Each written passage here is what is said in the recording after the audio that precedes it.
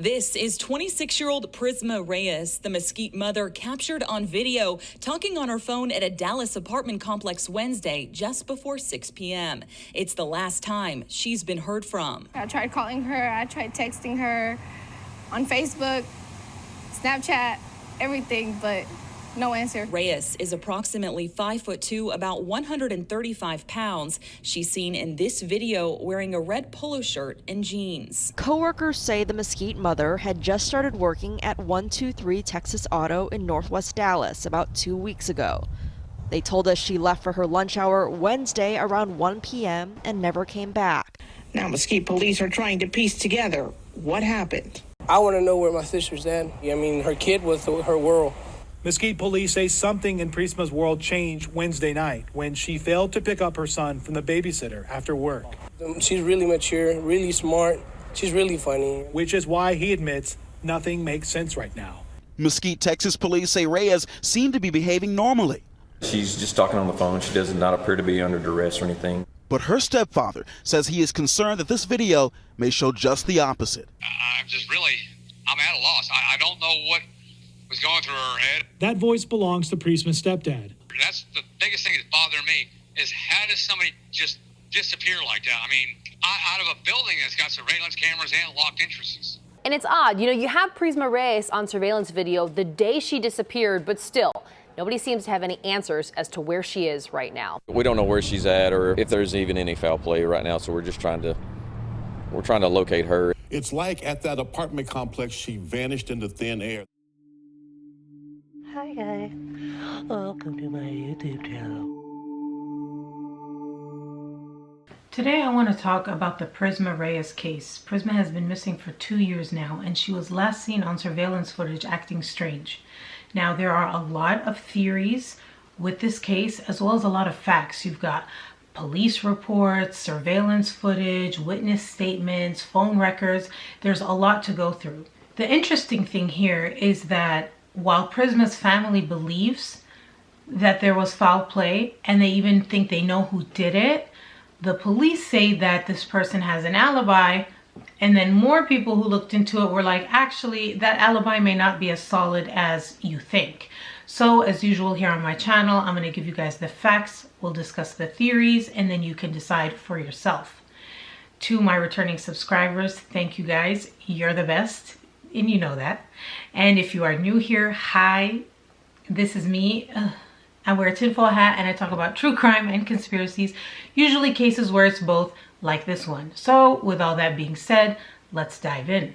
The whole thing starts when Prisma fails to pick up her son from the babysitter's house. Usually she picks her son up at 7:30 after she's done with work, and she does so all the time on the dot. And when she's running late, she'll call the babysitter, who's also her friend, and say, hey, I'm running late, I'll be there at this and this time.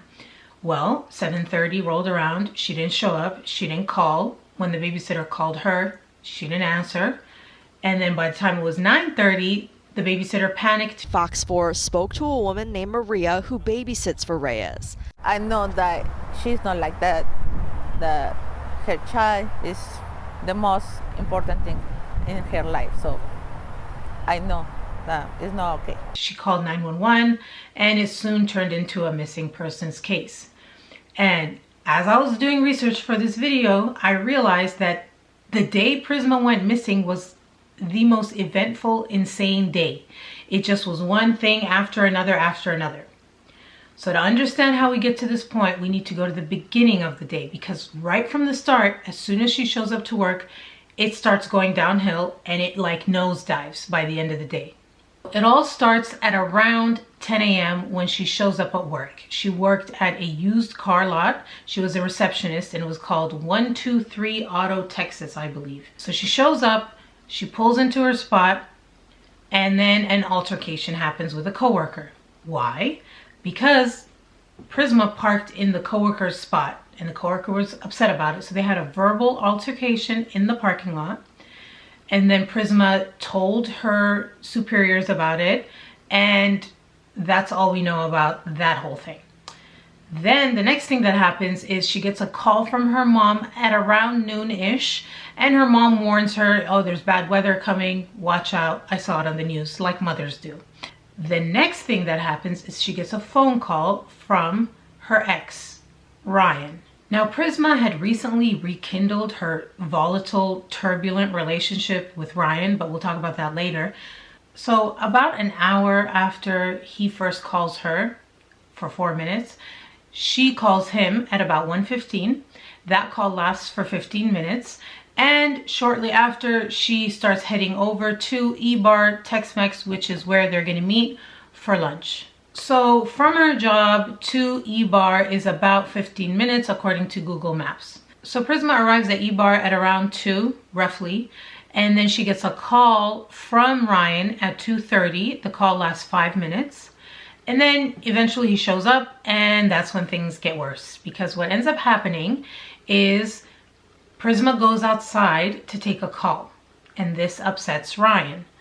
He gets so upset that they get into a fight and he leaves. Now, side note, later on, Prisma's mom will go and question the bartender about what happened, and the bartender will tell her that Ryan was going by Matt and he was wearing sunglasses indoors the whole time.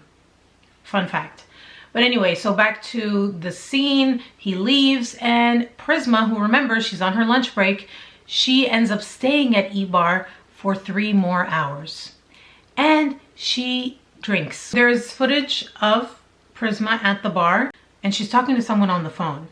Well, we find out that that person is her babysitter. According to the call records, at 4:05 p.m., she calls her babysitter, who's also her friend, and they talk on the phone for 52 minutes. When asked, the babysitter said that Prisma seemed fine. She's talking with me about the 3 to 4 p.m. She's okay. We were talking about her job. She talked about her job. She talked about, her plans for Easter, and that she didn't think anything was off. And she also reconfirmed that she would be there at 7:30 p.m. to pick up her son. Then things go downhill, and they go downhill quick.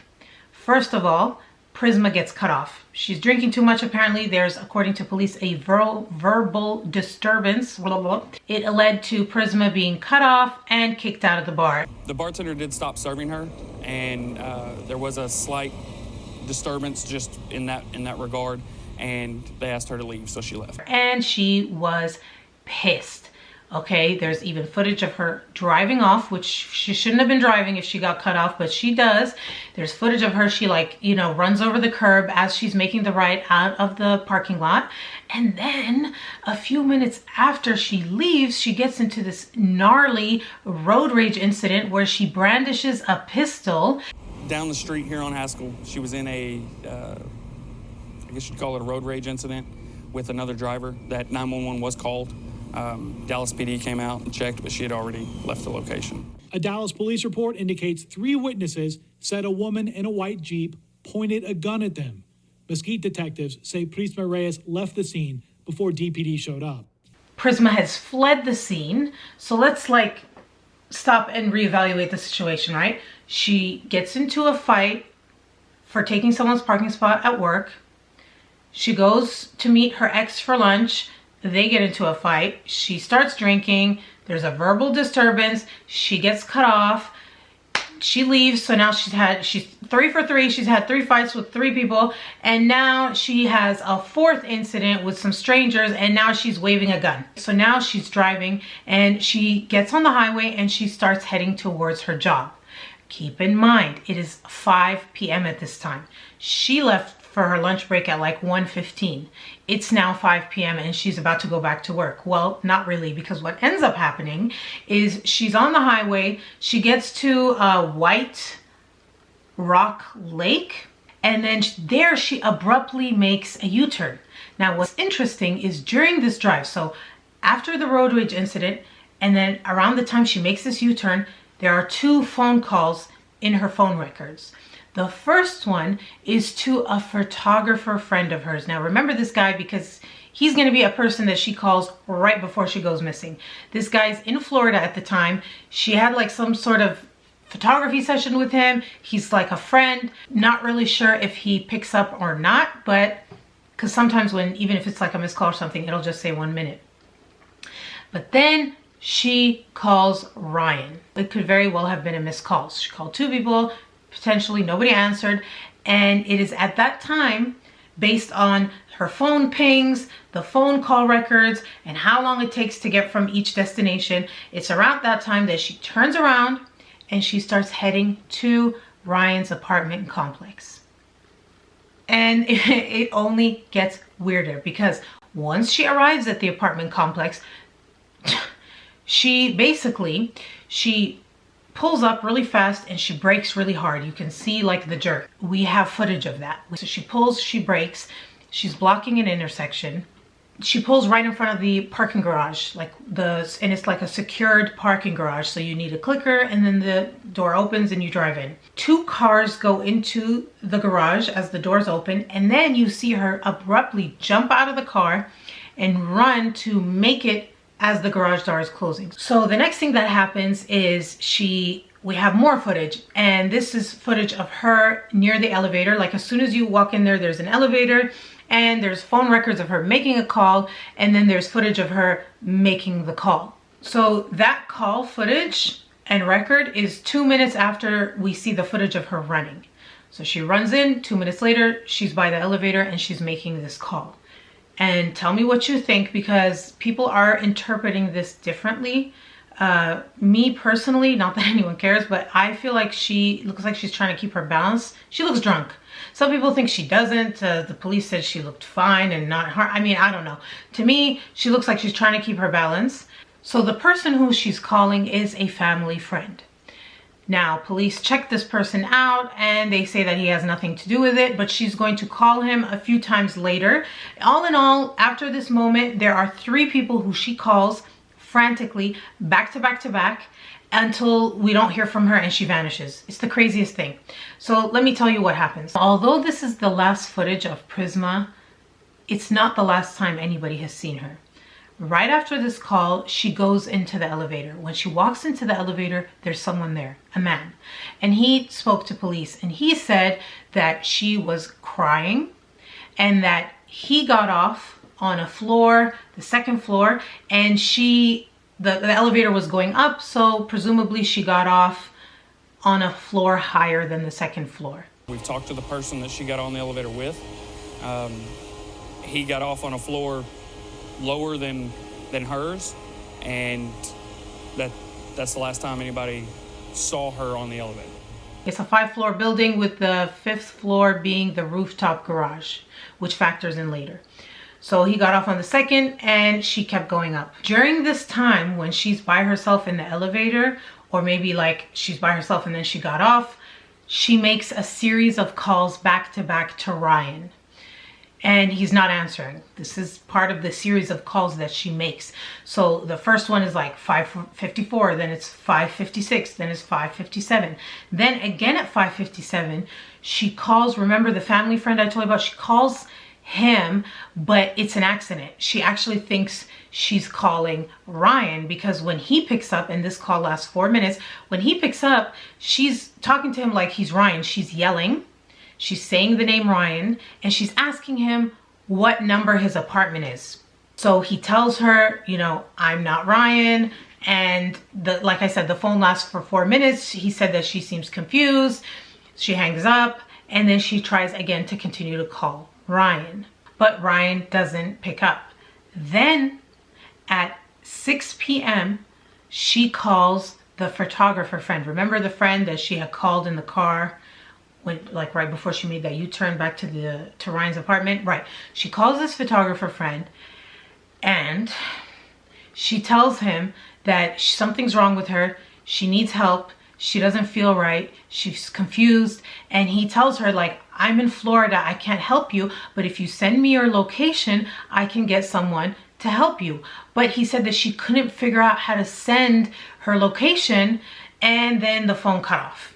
And after that, at 6:01, she makes her last call to Ryan. It's a missed call. And then she seemingly vanishes. Except there is one last person who claims to have seen her. Now, interestingly enough, the first witness that I told you about in the elevator, the police mentioned this witness and they spoke about it. This other witness, the police haven't mentioned it. I don't know if that makes a difference to you guys or not, but I think it's important to say that it's not like an official witness. This is a witness that I found in articles and forums online, but not officially from police. Now, this is an ongoing investigation. They haven't told us everything. Apparently, there's footage of her entering the elevator and stuff, but we don't have that. So just because they haven't told us about it doesn't mean it didn't happen, but that's not who I got it from. Okay, so this witness says, it's a woman. She says that she saw Prisma on the rooftop garage, which is the 5th floor, and that she saw her hunched down near a silver car with the trunk open, like popped, and that she was crying. Prisma was crying near this car with the trunk open. And that the woman asked her, "Are you okay? Do you need help?" And Prisma said, "Leave me alone." And this is the last time anyone has seen her. We don't have the exact time of when this witness saw her, but we're guessing after 6. Then 7:30 rolls around, she doesn't show up to pick up her son, and then 9:30 rolls around, and that's, you know, when the babysitter calls 911, and that's where we get to where this whole thing started. Remember Prisma's Jeep that she had left in the intersection and ran into the garage? Well, her Jeep was found in the same place where she left it the next morning. And in case you're wondering, remember that gun she supposedly brandished? Well, they found a gun under the passenger front seat.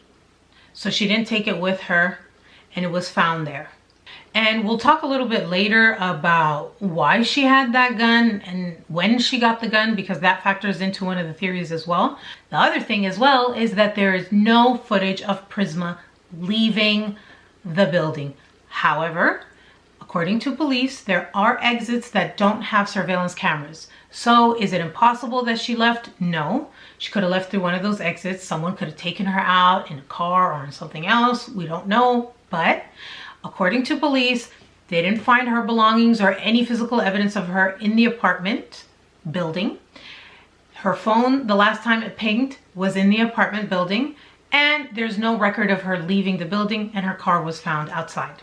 So the next morning, police do what they call a thorough search. They brought the scent dogs, they searched nearby areas, they went through people's apartments and asked them questions, they checked all the surveillance, and, you know, they couldn't find anything saying there wasn't foul play, but they say they also couldn't find anything to say that there was foul play.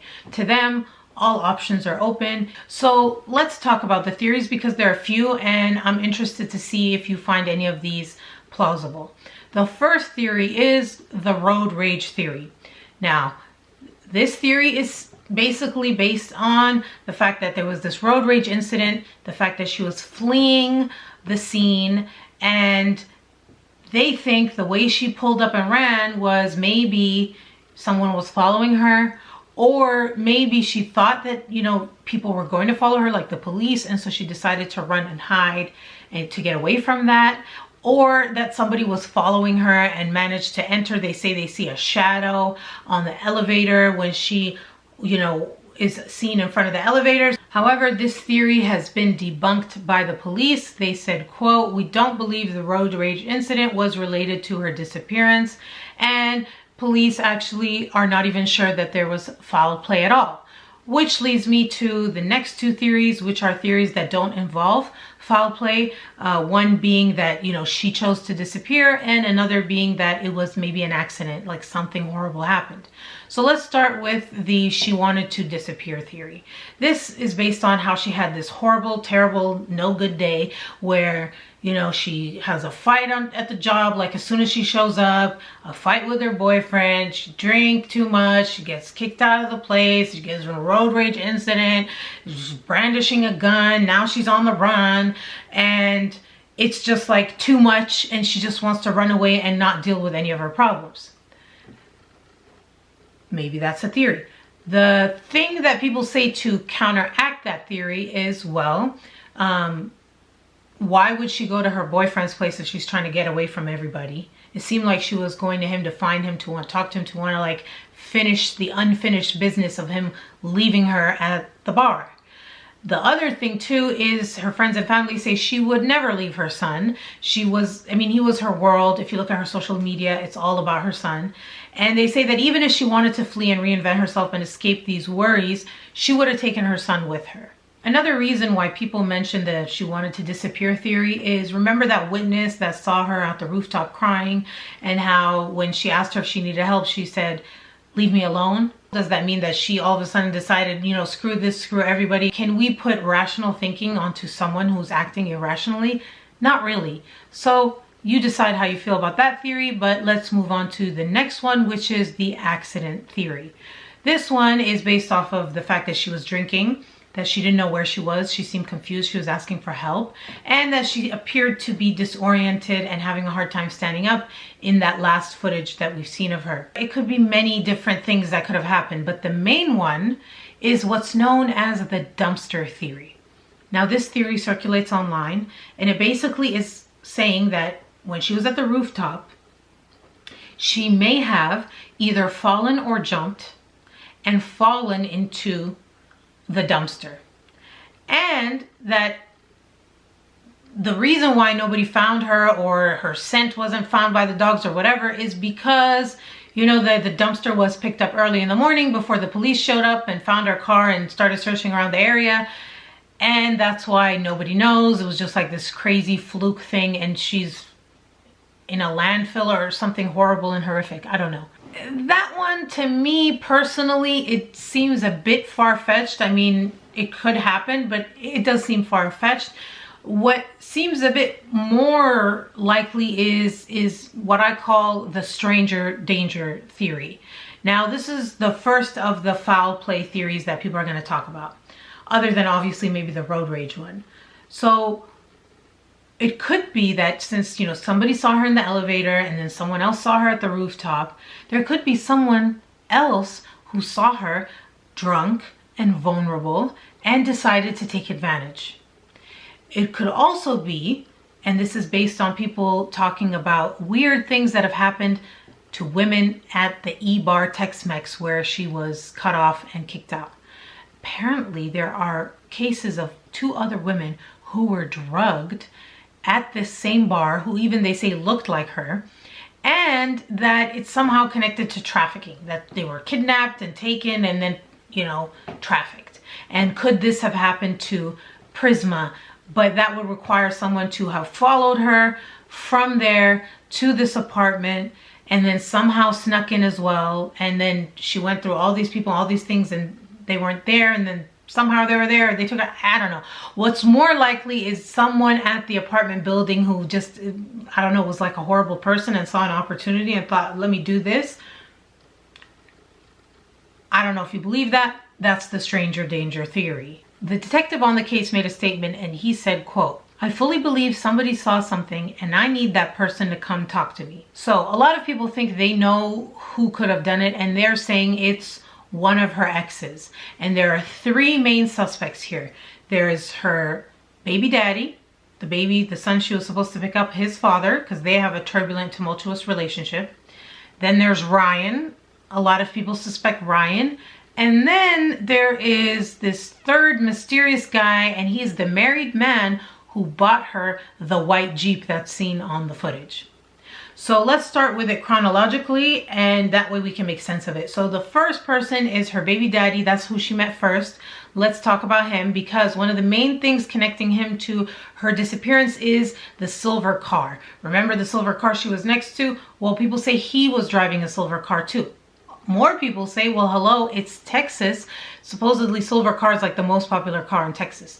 So that's not very like specific. But furthermore, there is what police say could be a motive, which is child support.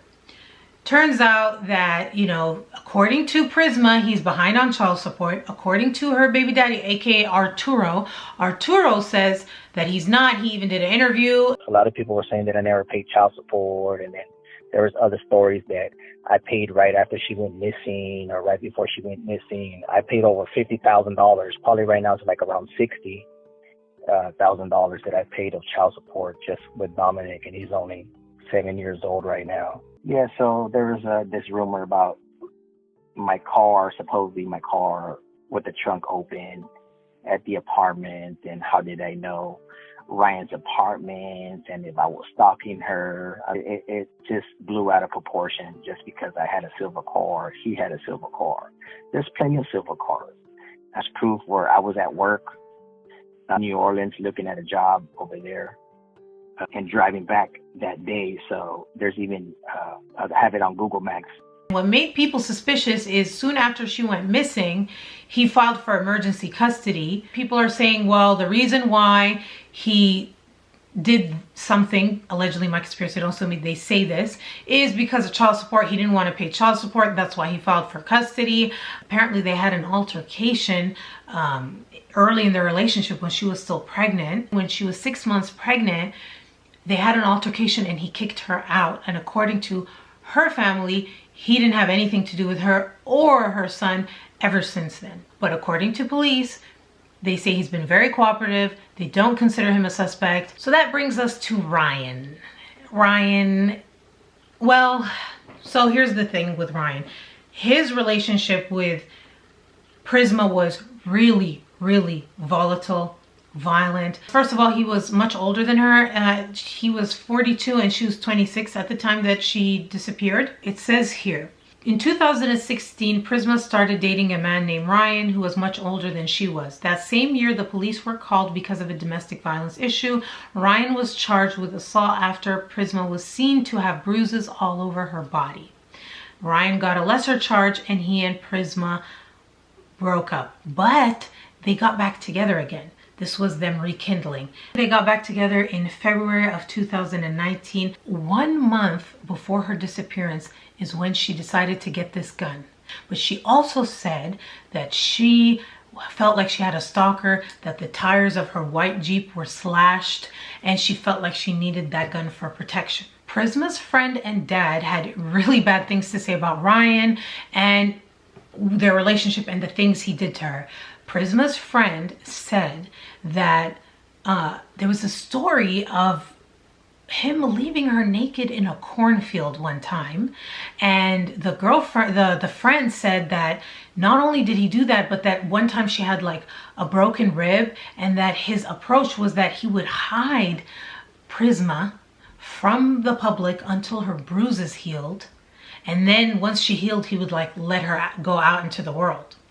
And then her dad spoke to media, and this is what he said. He said, at the time, she was trying to rekindle a relationship with an ex-boyfriend that had broke up very badly. I was told he had an apartment in this building. That's the only reason I could put her there. Prisma also told him that she knew he wouldn't be happy about the relationship when she told him that she was rekindling the relationship. Quote, she had called on the telephone after her birthday and said she was back together with this person. I heard him in the background.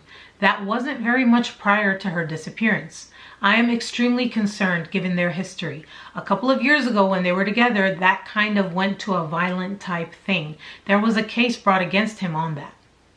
But the thing is, according to police, Ryan has a, quote, very, very solid alibi. Some people don't think it's that solid, and I'll tell you why. Police revealed that Reyes' ex-boyfriend was not at home when she arrived. Detectives have reportedly confirmed he was in another city with friends. He did go out of town, but it was only 10 miles from his apartment. Some people say that he was with friends, other people say that he was on a date. I don't know which one it is, but that's what I heard. Police say he was very cooperative. He let them search his apartment and his car. So although he was being cooperative and he let them search the place, according to Prisma's dad, he said that a few days after the police searched Ryan's place, he abruptly left the building and the apartment and just like totally moved out.